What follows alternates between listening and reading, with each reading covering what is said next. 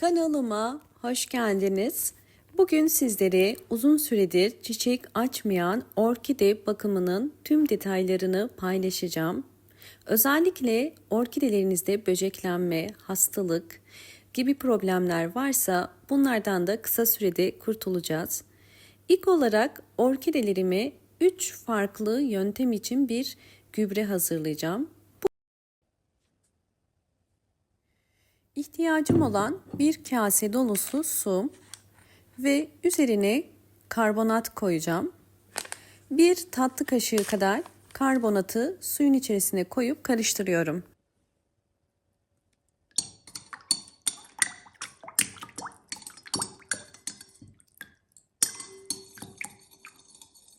Karbonat suda eridikten sonra gübremiz için portakal kullanacağız. Meyve kabukları üzerinde tarım ilaçları bulunuyor ve bunların orkidemize zarar vermemesi için karbonatlı su ile bunu dezenfekte ediyoruz. 1 saat bu suyun içerisinde bekleteceğim.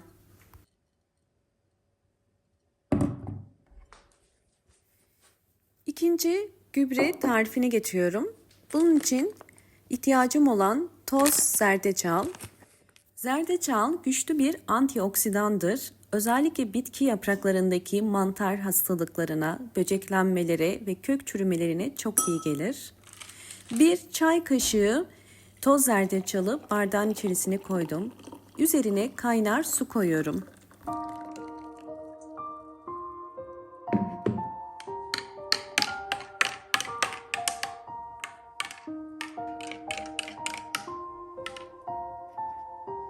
Evet, bu karışımın soğuması için serin bir yerde bekletiyorum.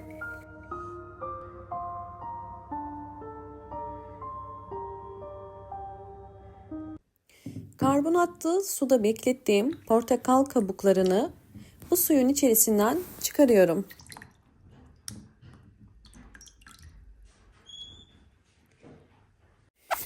Orkideler için hazırlayacağım doğal gübre için portakal kabuklarından faydalanacağım. Portakal kabuklarını bu şekilde rendeliyorum. Beyaz kısmını değil, sadece turuncu kısmını rendeliyorum.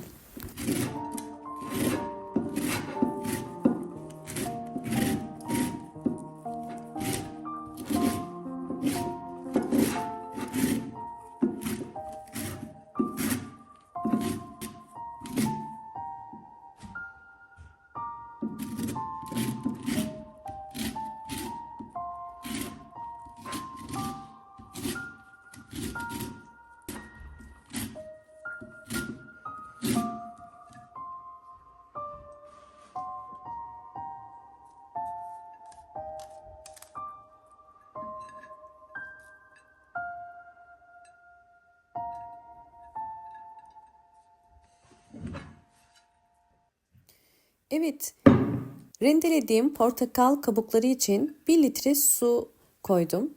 Ve bunlar da rendelediğim portakal kabukları. Bu kabukların suyunu biraz sıkıyorum bakın. Bu su bitkilerimizin yaprakları ve kökleri için çok faydalı. İçerisine rendelediğim kabukları da koyacağım. Ve bunu biraz karıştıracağım.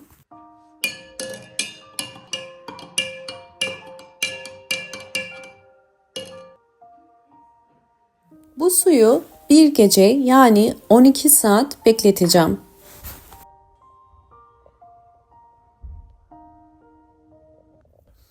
Elimde yaprakları yumuşayan ve kökleri kuruyan aynı zamanda hastalıklı bir orkide var. Bu orkideyi bugün nasıl tedavi edeceğimizi gösteriyorum.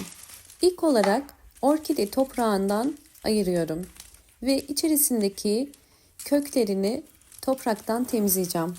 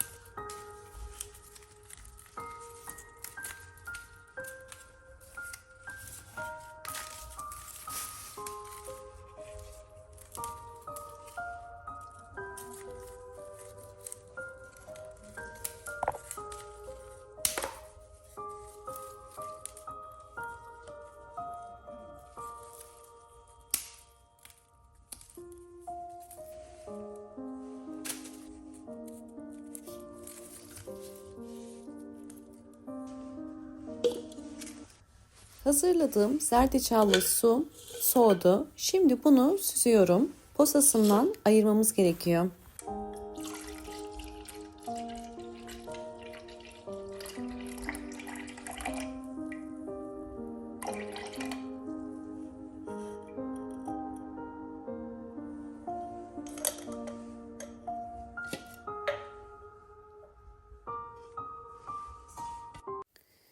Orkidenin köklerini dezenfekte etmek için bir kaba su koydum ve bu hazırladığım zerdeçallı sudan yaklaşık olarak 4 yemek kaşığı yani bir çay bardağı kadar zerdeçallı karışımı koyuyoruz. Güçlü bir antioksidan özelliği vardır.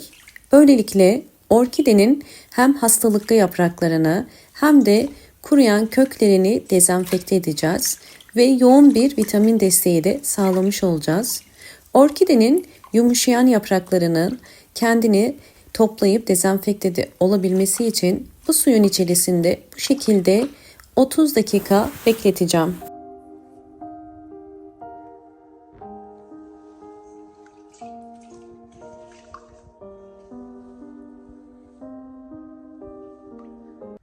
...30 dakika beklettiğim orkidemi bu suyun içerisinden çıkarıyorum ve bir tabağın üzerine koyacağım. İkinci aşama olarak orkidenin kendi toprağını da dezenfekte edeceğim. Yine aynı suyun içerisine toprağını koyuyorum. Bu suyun içerisinde orkide toprağını bir yarım saat kadar bekleteceğiz. Böylelikle içerisindeki zerdeçal sayesinde toprağını da dezenfekte edip tekrar kullanabileceğiz.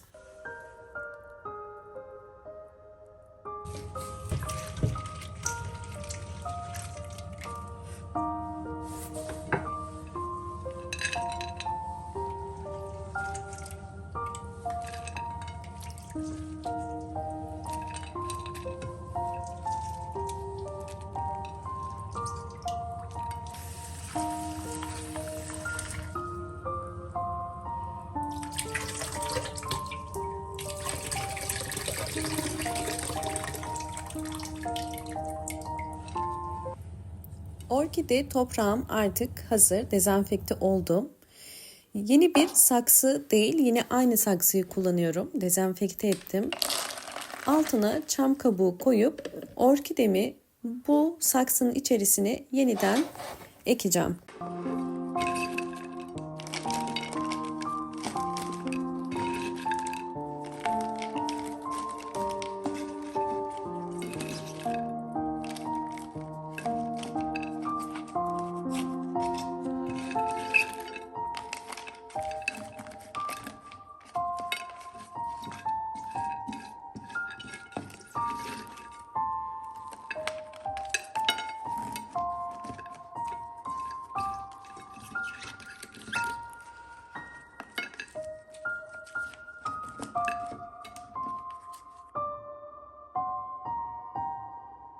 Orkideyi saksıya ektim.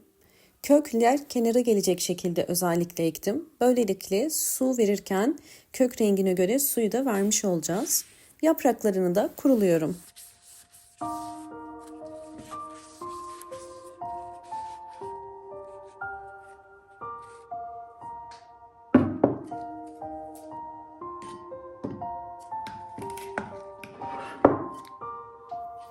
İkinci adıma geçiyoruz.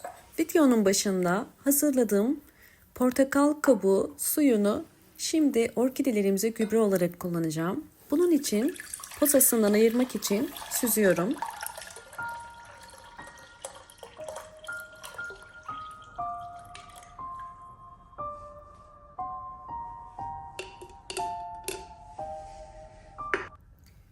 ...500 mililitre portakal kabuğu suyunu koydum. Şimdi üzerine daha önceden hazırladığım zerdeçallı gübreyi de ekliyorum. Böylelikle güçlü bir antioksidan ve bolca vitamini dolu bir gübre hazırlamış olacağız. Bunu orkidelerinizde hem yapraklarında hem de kökleri ve çiçek açması için kullanacağız. Bakın toplamda 1 litreye tamamladım. Bu gübreyi yaprakları solan bir orkide için de kullanacağım. Bunun için üzerine B vitamini ekliyorum. 2 farklı B vitamini ekleyeceğim. Özellikle B vitamini orkidelerde yaprakları solan ve ölmek üzere olan orkidelerin iyileşme sürecinde hızlı bir şekilde orkidenin kendini iyileştirmesine yardımcı olur. Yeni kök ve yeni yapraklar çıkarmasına yardım eder. Bunu sadece bir kereliğine veriyoruz. Sürekli vermiyoruz. İyice karıştırıyorum. Karıştırdıktan sonra bu karışımı orkidemde 2 farklı şekilde kullanacağım. Birinci yöntemde orkideye gübre olarak vereceğim. İkinci yöntemde ise orkidenin yapraklarına sıkarak yapraklarının özellikle yeniden canlanmasına yardımcı olacak.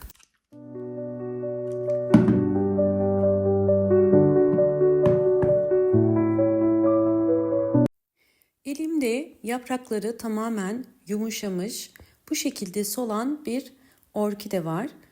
2 farklı orkide bu saksının içerisine ekilmiş fakat gücünü ve özellikle vitamin desteğini kaybetmiş. Bu orkideyi yeniden canlandıracağız. Sadece yaprakları yumuşamamış, aynı zamanda bakın bütün çiçekleri de solmuş ve dökülmüş. Bu tarz orkidelerde genelde kökler çürür ve yapraklar zayıf düştüğü için orkidenin çiçekleri de bu şekilde solar. Yapmanız gereken ilk işlem orkidenin solan dallarını budamak. Budama yaparken orkidenin en ucunda bakın belirgin bir tomurcuk yoksa hemen budamalısınız. Burada dikkat etmeniz gereken bu dolu bom, bu ise boş bom. İkisi arasından tek seferde kesiyoruz. Böylelikle orkidemizin hızlı bir şekilde tekrardan yeni çiçek dalı çıkarma işlemini kolaylaştıracaktır budama işlemi. Yine aynı şekilde uç kısmına baktım ve orkidemi dalından buduyorum. Orkidenin 4 tane dalı var. 4 dalını da aynı şekilde budayacağım.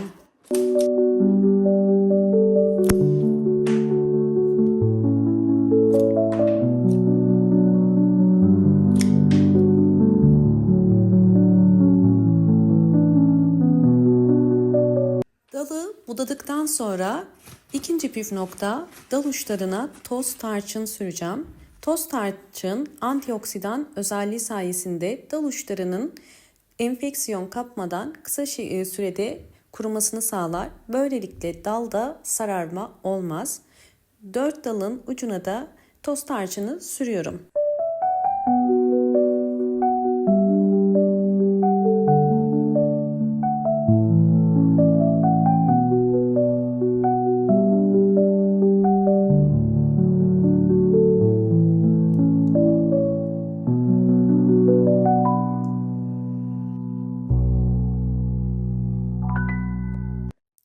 Orkidenin solan yapraklarını ve dallarını yeniden canlandırmak için hazırladığım bol vitaminli gübremden veriyorum. 8 yemek kaşığı kadar bu gübreden orkideme veriyorum. Kesinlikle daha fazla vermeyin. Orkidelerde fazla su kök çürümesine sebep olur. Evet, şimdi ikinci aşama olarak yapraklarını canlandırmak için hazırladığım gübreyi orkidenin hem üst yapraklarına hem de alt yapraklarına sıkıyorum.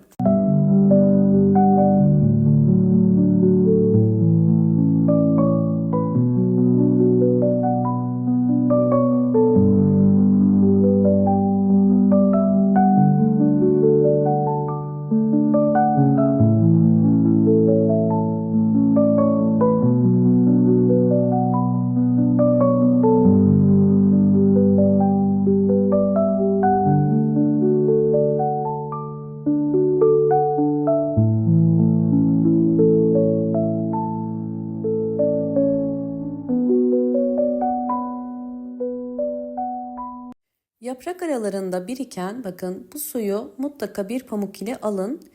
Eğer orkide yapraklarının arasında bu şekilde su birikirse yaprakların çürümesine sebep olur. Evde orkide büyütüyorsanız bunlara dikkat etmeniz gerekiyor. Şimdi bunu serin bir yere koyup üzerine sıktığım gübrenin kurumasını sağlayacağım. Ve ikinci aşama olarak videonun başında beraber ektiğimiz orkidemin de yine aynı işlemi uygulayacağım.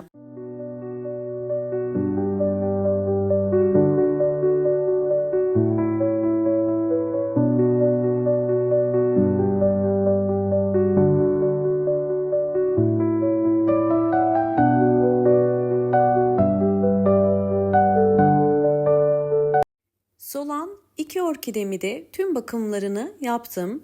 2 orkidemin de tüm gelişim aşamalarını sizlerle tek tek paylaşacağım. Lütfen sonuna kadar izleyin.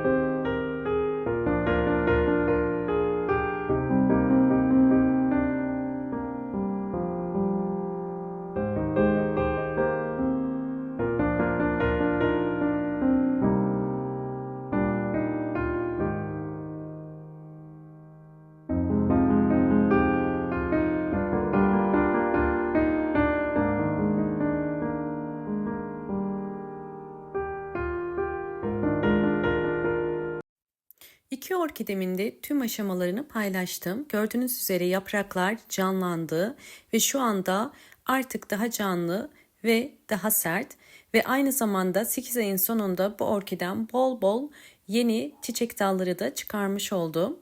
Umarım bu videom sizler için faydalı olmuştur. Videomu buraya kadar izlediyseniz ve beğendiyseniz hemen beğen tuşuna basıp kanalıma da abone değilseniz eğer bana destek olmak için abone olabilirsiniz. Hoşça kalın, sağlıkla kalın.